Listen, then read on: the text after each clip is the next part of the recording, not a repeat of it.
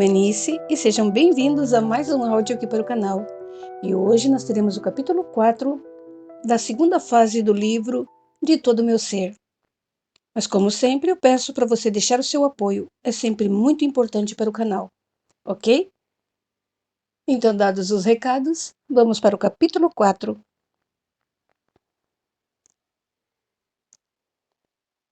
O silêncio reinava no dormitório das meninas, onde Mariane, amarrada ao leito, começava finalmente a pegar no sono. Passaram um dia agitado, e os enfermeiros ataram seus punhos às grades da cama para que ela não saísse perambulando à noite e lhes desse trabalho. Ela já se acostumara àquilo, e seus punhos, apesar de doloridos, não se ressentiam tanto da aspereza das correias. As pálpebras, cansadas de lutar com os olhos para manter a consciência, por fim renderam-se ao silêncio e à escuridão. Mariane adormeceu num sono ainda leve, seus ouvidos captando à distância os sons abafados da noite. Tudo se foi aquietando aos poucos, e seu corpo todo começou a relaxar, os pensamentos se aprofundando mais e mais no mundo dos sonhos. De repente, um peso sobre seu corpo fez a cama afundar, dando-lhe a perceber que não estava sonhando. Abriu os olhos assustada, e mãos ásperas e firmes apertaram sua boca, impedindo-a de gritar. Shhh! Sussurrou o enfermeiro. Nem um pio, ou levo uma surra. Mariane estremeceu, reconhecendo no escuro o rosto medonho de Mike. Não estava sozinho.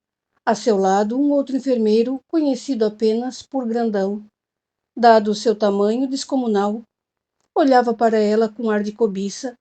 Grandão era um dos enfermeiros encarregados da vigilância dos internos e costumava usar métodos nada amistosos com os mais difíceis e violentos. Sentiu medo. A princípio não entendeu o que eles queriam, mas aos poucos foi se dando conta. Grandão tirou do bolso uma gaze e a amordaçou, enquanto Mike afastava suas pernas, amarrando-as na cama. Estava completamente imobilizada e começou a chorar. Não adianta chorar, sua ordináriazinha, disse Mike em tom maldoso. Vai ver o que dá ficar me provocando. Aposto até que ela vai gostar, desdenhou o Grandão, e vai pedir mais.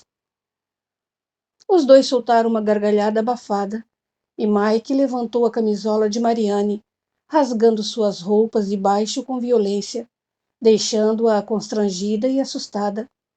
Ainda com seu riso debochado, deitou-se sobre ela, possuindo-a com golpes violentos que lhe causaram imensa dor. Contidos pela mordaça, os gritos morriam na garganta de Mariane, que chorava de dor, medo e humilhação. Mike ficou ali por um bom tempo, violentando a menina e regozijando-se com o sofrimento que lhe causava e que só fazia aumentar o seu prazer. Quando Mike finalmente se saciou, foi a vez de Grandão. Com a mesma selvageria, deitou-se sobre ela e a possuiu, machucando-a com mordidas e beliscões. Mariane virou a cabeça para a esquerda, tentando não ver a cara horrenda de Grandão, nem sentir-lhe o bafo de bebida. Na cama ao lado, dois olhos pesarosos a fitavam, transmitindo-lhe empatia e compreensão.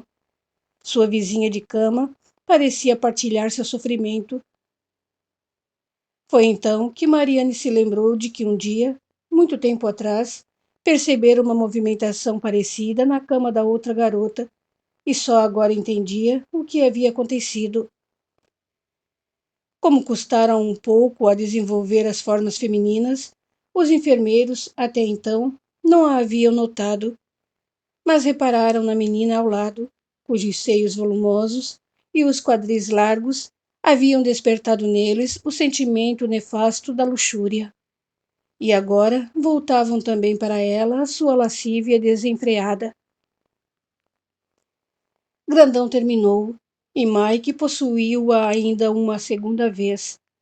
Mariane não parava de chorar, o corpo todo dolorido, como se alguém lhe houvesse triturado as entranhas.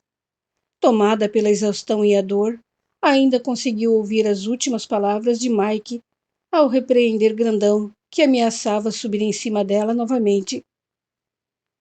Agora chega. Ela é muito pequena e pode não aguentar. Desmaiou. Quando acordou no dia seguinte, não estava mais amarrada. Sentiu uma dor lacinante no ventre e apalpou a barriga. Logo, a porta da enfermaria se abriu e James, outro enfermeiro, entrou. Aproximou-se dela, levantou o lençol e espiou.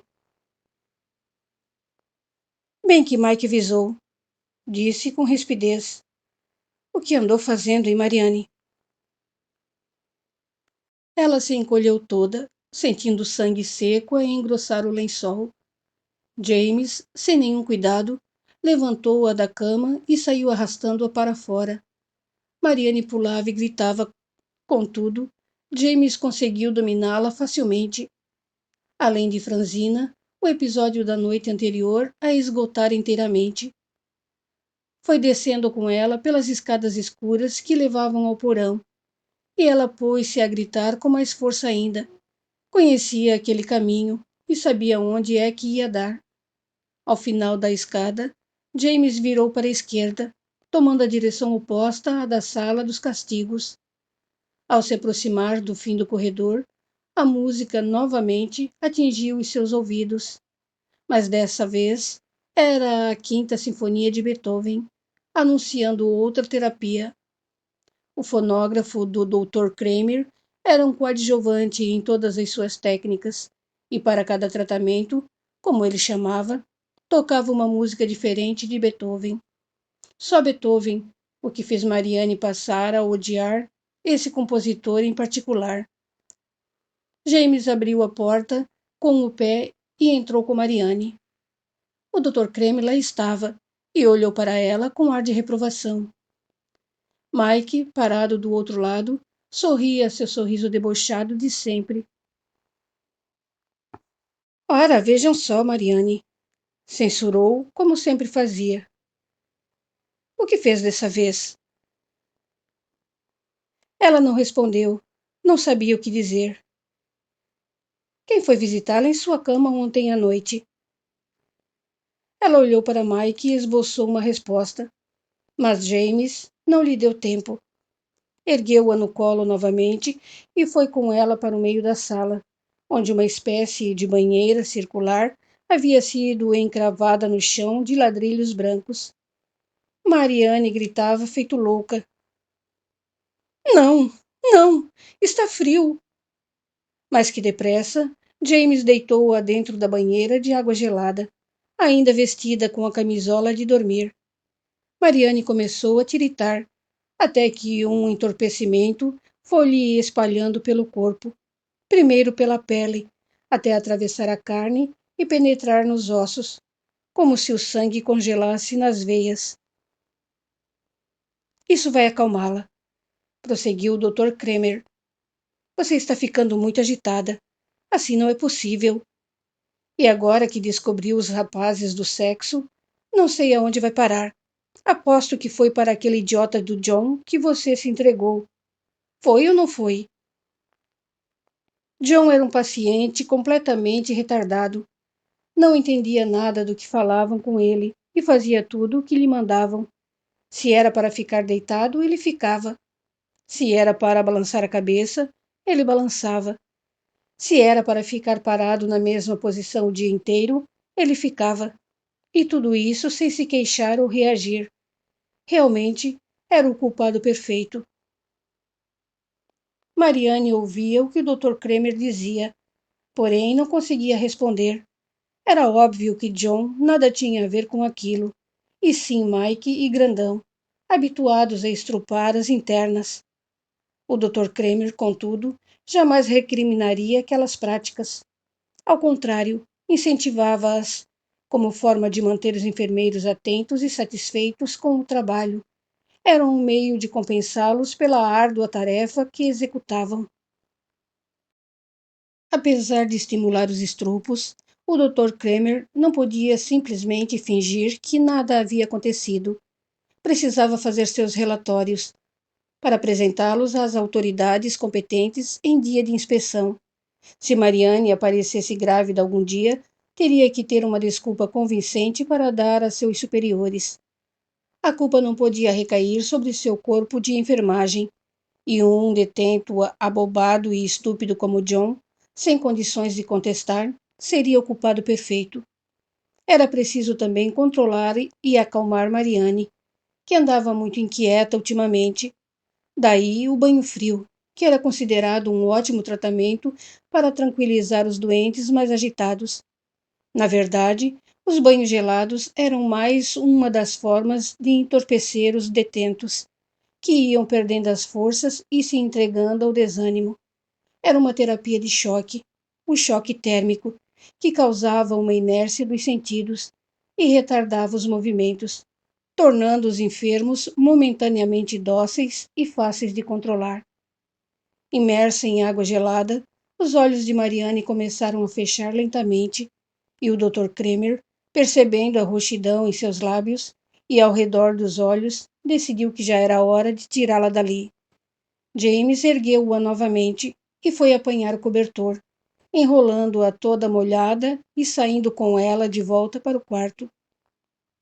Deitou-a novamente na cama, sobre os lençóis ainda sujos, e saiu, deixando-a sozinha com sua dor.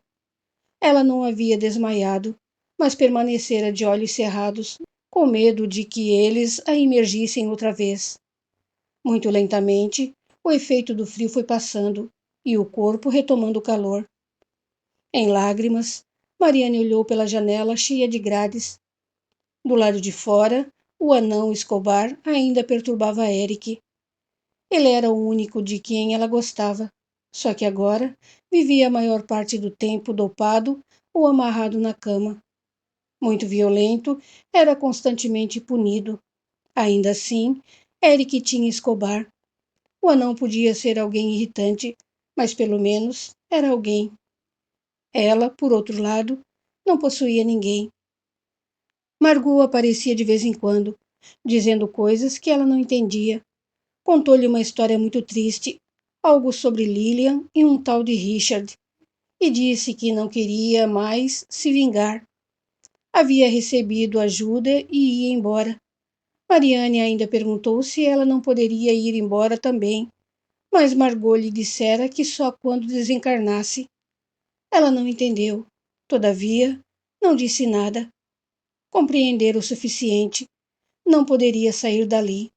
De qualquer forma, Margot prometera vir visitá-la, e era o que fazia, embora muito raramente, e assim mesmo ficava apenas alguns poucos minutos. Foi nesse momento de solidão e angústia que se lembrou de Luther. Por onde será que ele andava? Desde aquele dia em seu quarto, Luther nunca mais aparecera. Uma vez ele lhe dissera que, se quisesse, poderia chamá-lo. Ela ficou em dúvida. Será que deveria? Por que não? Ele não disse que era seu amigo? Luther? Arriscou timidamente. Não foi preciso chamar outra vez. Na mesma hora, Luther como que se materializou na frente dela, parado aos pés de sua cama. Como vai, amiguinha? Cumprimentou com voz sarcástica. Bem, que bom que me chamou. Estava com muitas saudades. Sufocada pelo pranto, Marianne não conseguiu responder. Luther se aproximou e colocou a mão em seus cabelos, falando com voz melíflua. Ora, Marianne, o que é isso? Não está contente em me ver? Ah, Luther, estou me sentindo tão sozinha. Disparou num desabafo. Todo mundo me trata mal aqui. Queria tanto ver o Ross. Só ele me compreende. Acho que Ross não se lembra mais de você. Não é verdade. Ele é meu amigo. Se é seu amigo, por que não está aqui? que não pode? Por que não experimenta chamá-lo? Ele não pode me ouvir. Viu? Só eu posso ouvi-la e atendê-la. Logo, só eu sou seu amigo. É diferente. Você é um fantasma. Luther soltou uma gargalhada. Para todos os efeitos, ele era o único fantasma que ela conhecia. E assim mesmo, porque ele lhe dissera. Como Mariane não sabia distinguir entre encarnado e desencarnado, os demais espíritos que via lhe pareciam tão vivos quanto ela. Se você não gosta de mim, por que resolveu me chamar? Retrucou ele, provocador. Não é isso. Gosto de você. É só que, às vezes, você me assusta. Oh, debochou. Desculpe-me, queridinha. Não faço isso por mal. Mas é que já estou tão acostumado a ser mal. Abafou um risinho sarcástico e ela retrucou amuada. Se continuar assim, mando você embora outra vez. É mesmo? E quem mais, além de mim, vai querer ser seu amigo? Aquele retardado do Eric? E o seu anão idiota? Acho que não. No fundo, você sabe que sou o único aqui que pode defendê-la. Pode me defender do Dr. Kramer e de Mike? Se você quiser. Não gosto do Dr. Kramer. Ele me lembra o professor O'Neill. Só que é muito pior. Livrei-me do professor para cair nas garras desse médico. Nesse momento, Mike entrou no dormitório. Vinha buscá-la para almoçar.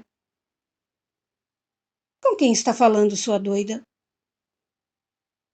Mariane olhou para Luther, que fez um sinal afirmativo com a cabeça, aproximando-se de Mike, e ela respondeu. Com Luther. Luther? Esse é novo. Diga-lhe que vou lhe dar um tombo, tornou Luther. Ele disse que vai lhe dar um tombo, repetiu Mariane. É mesmo? E posso saber como é que ele pretende fazer isso? Ao se aproximar da cama, Luther enfiou o pé na frente de Mike, e o enfermeiro, tropeçando nas próprias pernas, saiu cambaleando todo trôpego, tentando se segurar em qualquer lugar. Inútil, porém. Mike veio ao chão com um estrondo, sob as gargalhadas sonoras de Luther e de Mariane. O enfermeiro levantou-se aparvalhado e encarou Mariane, que ria sem parar. Não conseguia entender como tinha tropeçado. Olhou para o chão por onde passara, imaginando se Mariane não teria colocado ali algum objeto para que ele tropeçasse, mas não viu nada. Do que é que está rindo, imbecil? Revidou ele com raiva, dando-lhe uma bofetada no rosto. Mariane levou a mão à face e olhou para Luther, na esperança de que ele fizesse alguma coisa para defendê-la. Luther, porém, ergueu as mãos para o alto, num gesto de desânimo, e afirmou: Lamento, Mariane. Isso não é assim tão fácil. Tive que retirar uma boa dose de fluido desse idiota aí. Agora não dá mais.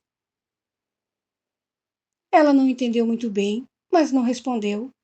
Achou que era melhor não confiar tanto assim no auxílio de Luther. Sem dizer nada, suspirou e apanhou a camisola que Mike lhe estendia. Trocou-se e foi para o refeitório. Subitamente, sentiu que estava com fome, porque Luther lhe dera um passe que reequilibrara um pouco as suas energias. O passe de Luther era algo bastante peculiar. Há muito aprender a manipular certos fluidos a seu favor, de forma a injetar no indivíduo boas doses de ira, desânimo, ódio, ciúmes e toda sorte de sentimentos menos dignos. Esses fluidos, comumente, eram retirados dos próprios encarnados, que, abarrotados de sentimentos difíceis, acabavam por fornecer a matéria-prima com que eram moldados seus próprios pensamentos destrutivos. Luther também sabia reconfortar. Muitas vezes é preciso reanimar um espírito encarnado ou não, a fim de que ele possa cumprir o papel que lhe foi destinado pelas autoridades das sombras. E era desejo de Luther que Marianne ficasse bem e disposta, porque só assim ele poderia provocar ainda mais o seu sofrimento, com o qual pretendia levar a termo sua vingança. Se ela adoecesse, tinha certeza de que seus amigos do outro lado logo a correriam, e isso não era de seu interesse. Por isso, com a mesma eficiência com que manipulava fluidos pesados e densos, engendrava energias neutras da natureza para delas extrair os elementos que lhe favorecessem a aplicação de passes com resultados altamente benéficos e reconfortantes.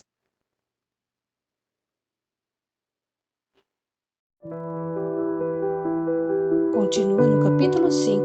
Até lá!